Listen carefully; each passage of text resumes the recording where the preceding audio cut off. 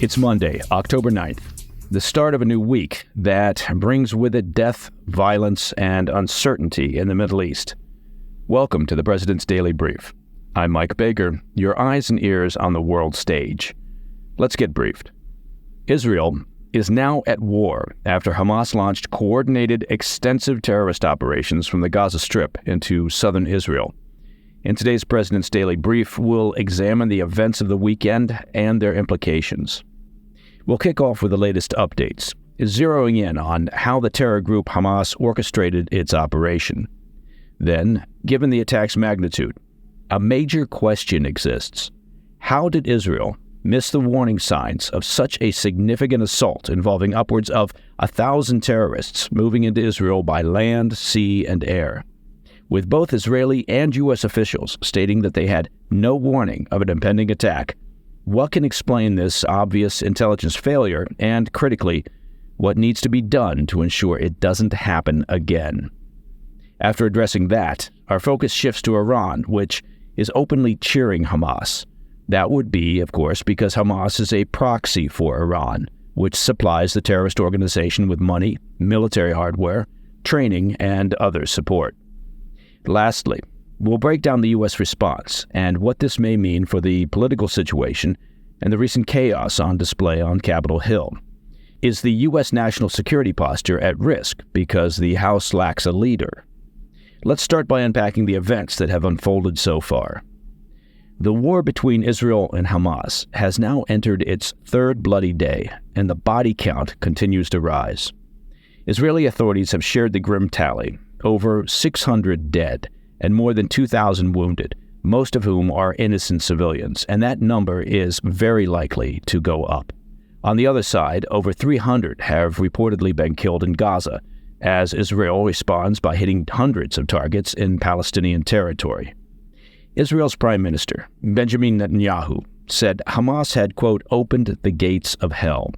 The statement preceded Israel's official declaration of war on Hamas yesterday, setting the groundwork for the considerable military response that we're currently seeing, which Israel has dubbed the Operation Sword of Iron. Now, you might be asking how this weekend's violence is different from prior confrontations between Hamas and Israel. Well, this time around, Hamas's assault on southern Israel was unmatched both in its range and its precision. For context, Hamas militants didn't just attack from the land. They launched offensive campaigns from the sea and air as well. They've named this multi-pronged assault Operation Al-Aqsa Flood, symbolizing the deluge of devastation they sought to deliver. The attacks began just after daybreak, around 6:30 a.m. local time, as most Israelis slept. First, the skies were lit up with rockets, at least 3,000 fired at a variety of Israeli towns and cities, and attempting, by that number, to overwhelm Israel's Iron Dome missile defense system. The attacks also included armed drones, targeting Israeli lookout posts and weapon systems on the border. Almost concurrently, fighters on paragliders soared into Israel from above. But the assault didn't end there. Militants then attacked from the ground, approaching Israel's separation barrier and, using explosives and bulldozers, created multiple breaches. This allowed for a wave of terrorists to flood into Israel, launching assaults on Israeli military positions and civilian targets along the frontier. This coordinated operation extended its reach far beyond the immediate border area. This was no simple border incursion, with attacks reported as distant as 15 miles from Gaza. The Hamas tactics were brutal, as evidenced by disturbing videos that showcase them dragging injured soldiers and standing over lifeless women and children. But arguably, the most horrifying element has been Hamas's strategy to target civilian communities close to the Gaza boundary. Eyewitnesses reported scenes of carnage in the Israeli town of Sderot, near Gaza, with bodies strewn across the streets and inside vehicles, their windows shattered by a barrage of bullets. Reportedly, over 250 young people were killed at a music festival just a few miles from the border with Gaza. Moreover, Hamas militants have taken both Israeli soldiers and civilians captive. Israeli authorities confirm approximately 100 individuals have been abducted by Hamas and dragged back into Gaza City. Initial reporting indicates that the hostages are being held in various sites, including underground tunnels and other locations used by Hamas. To provide perspective on the severity of this situation, the death toll from this singular assault has surpassed any other since the Second Palestinian Uprising 20 years ago. In a recent update, the Israeli Defense Force, the IDF, announced the conclusion of the first phase of their counter-operation, asserting the majority of Hamas forces that infiltrated Israeli lands have been neutralized. Now, this conflict will escalate as Israel seeks to destroy Hamas facilities, command and control centers, weapons caches, and military sites, and there will undoubtedly be Palestinian casualties. Now, this point is important to note, and that is, Palestinian casualties are what Hamas expects, intends, and counts on. Hamas and their Iranian overlords and sponsors do not care about Palestinian civilian casualties, except to the degree that they use those deaths as leverage. They know that global media and social media will play up Palestinian casualties while playing down both the havoc wreaked by Hamas and Israeli deaths. That has been a pattern for decades. Hamas, Hezbollah, Islamic Jihad, all encouraged, funded, and supplied by Iran, only have relevance when there is instability. A regional peace, now think the recent discussions as an example and possible agreement between Saudi Arabia and Israel, well, that threatens the terrorists' relevance and power base. Look, they've been using the Palestinian cause for their own purposes and self-interest for generations. The reality is that Hamas has for years placed themselves within the civilian infrastructure of the Gaza Strip, embedding their command centers, their weapons caches, and bomb and missile manufacturing sites adjacent to or within civilian infrastructure. They know that Israeli targeting will likely cause civilian deaths because that has been their methodology, the methodology of Hamas. They hide behind the civilians, knowing their presence will give them what they want when they initiate conflict, the currency of dead Palestinians. All right, after the break, as the war rages on, many Israelis are asking an important question, a critical question. How did Israel miss the signs that a major attack was coming? I'll be right back. Welcome back to the President's Daily Brief. Now, Saturday marked Simchat Torah. That's an annual holiday celebrating the beginning of a new cycle of Torah readings. It's a major Jewish holiday. Coincidentally, the last attack on this scale happened a half a century ago, nearly to the day. On October 6, 1973, the Yom Kippur War witnessed a full-blown Egyptian-Syrian attack on Israel. Today, just like then, Israeli intelligence seems to have been caught off guard.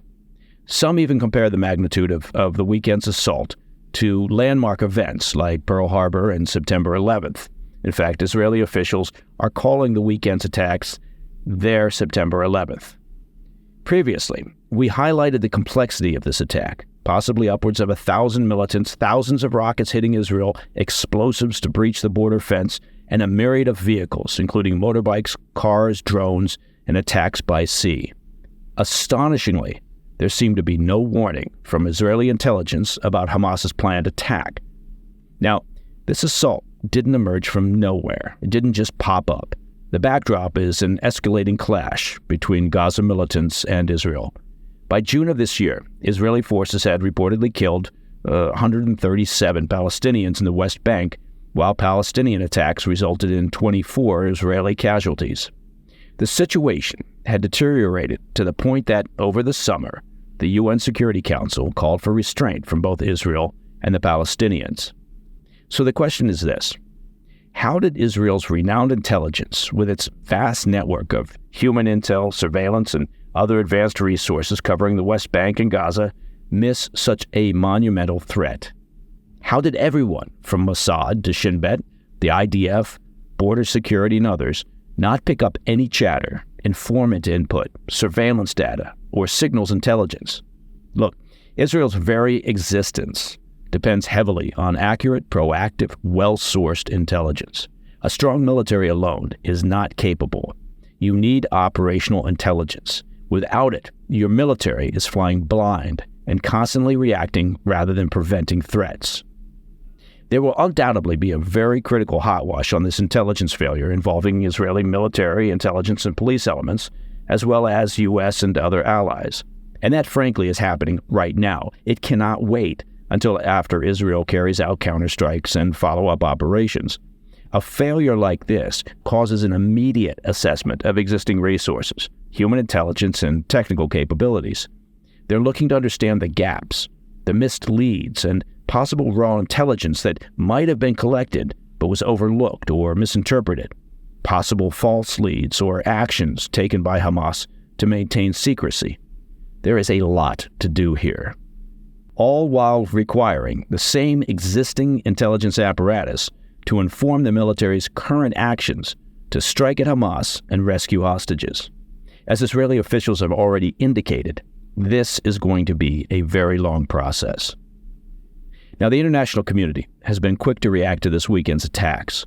Of course, most Western nations have expressed their sympathy and rallied behind Israel, but there's even been some unexpected reactions from traditionally staunch supporters of Palestinian militants. Notably, the Saudi and Qatari governments have voiced concerns over the rising tensions, signaling a surprisingly measured response.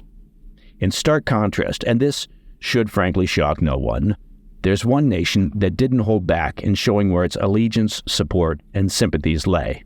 Anybody want to take any guesses? Yes, Iran. The nation congratulated the terror organization, expressing support for, quote, anti-Zionist resistance in the region. To further illustrate its stance, Iranian state television broadcasted clips of parliament members chanting death to Israel and proclaiming Palestine is victorious. Obviously, look, it's no surprise that Iran stands firmly behind Hamas. The two have a deeply entrenched alliance. Iran has been a loyal benefactor to Hamas for years, channeling financial aid to bolster its operations and infrastructure in the Gaza Strip. This monetary influx ensures Hamas can remunerate its fighters, uphold social services in a sort of kabuki theater, and pursue its political agenda. On the military front, Iran isn't just a cheerleader, it's an active contributor.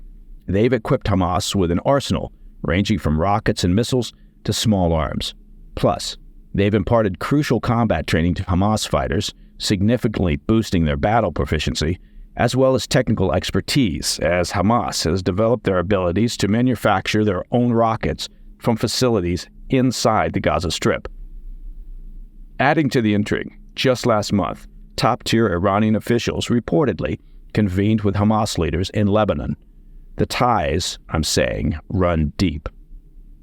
In the aftermath of the weekend's attacks, some in Washington, D.C. have been quick to point out that the Biden administration's soft-on-Iran approach, along with a recent return of $6 billion in frozen assets, helped embolden Iran, which, in turn, emboldened Hamas. Secretary of State Antony Blinken and other White House officials were quick to run to the cameras over the weekend to declare that there is no, quote, direct connection between the attacks and the recent release of the $6 billion in frozen assets to Iran. And strictly speaking, they're not wrong, but it is a factor. An attack of this nature that we saw over the weekend likely took many, many months to plan.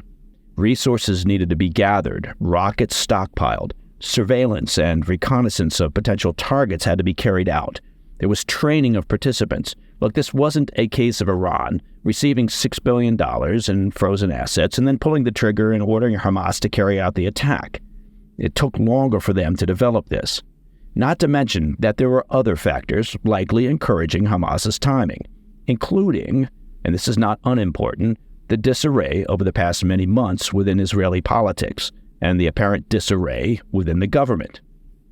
However, it is likely that the Biden administration's approach to Iran since being in power, an approach that encouraged more negotiation and rapprochement than the previous sanctions and maximum pressure approach, led the Iranian regime and their proxies to believe that a more aggressive stance in the region was possible. Look, the U.S. government released $6 billion for the release of 5 hostages. White House officials have stated that the deal couldn't have happened without the funds.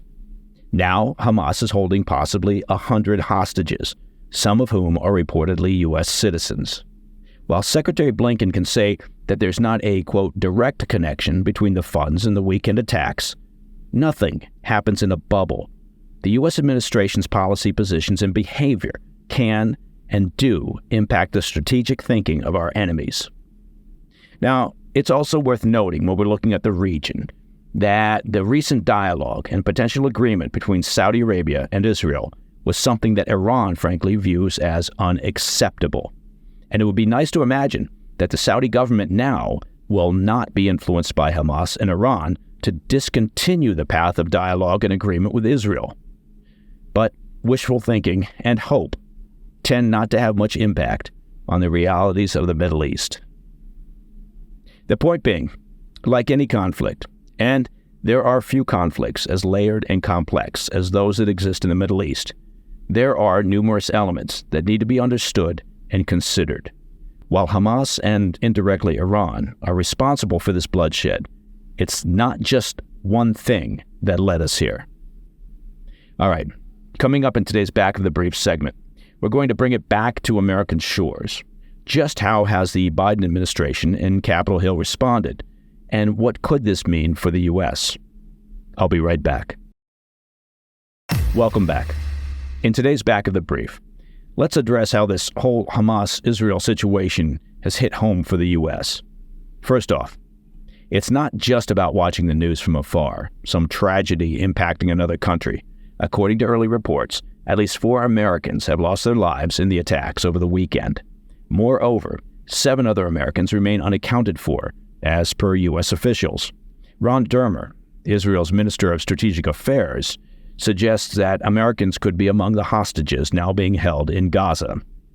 The idea of U.S. citizens being in the clutches of Hamas terrorists creates a unique dynamic and demands a decidedly strong response from the Biden administration.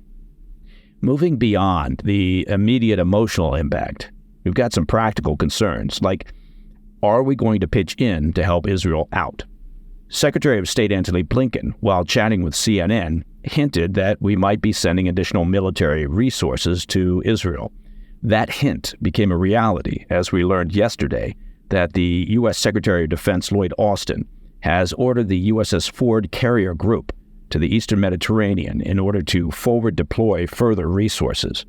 Now, there is no stronger projection of power than a carrier group. However, on the home front, the U.S. is dealing with political dysfunction. It's not a good look when the world is now dealing with 2 significant wars. As you may have heard, particularly if you're a regular devotee of the PDB, the U.S. is currently running without a Speaker of the House. We've got a substitute speaker, a fill-in, Congressman Patrick McHenry from North Carolina. As you may recall from your school days, substitute teacher days were not the most productive. I suspect that substitute speaker days are much the same. Look, I'm sure Congressman McHenry is a fine individual, but his hands are tied. He can't do much besides recess, adjourn, or recognize speaker nominations.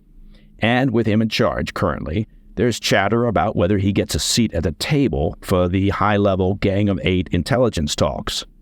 So with all that's going down in Israel, and the potential for that to escalate, not to mention the ongoing Ukraine conflict, maybe, just maybe, it's time for the U.S. to get its own house in order. And that, my friends, is the President's Daily Brief for Monday, the 9th of October. If you have any questions or comments, reach out to us at pdb@thefirsttv.com. I'm Mike Baker. I'll be back tomorrow. Until then, stay informed, stay safe, stay cool.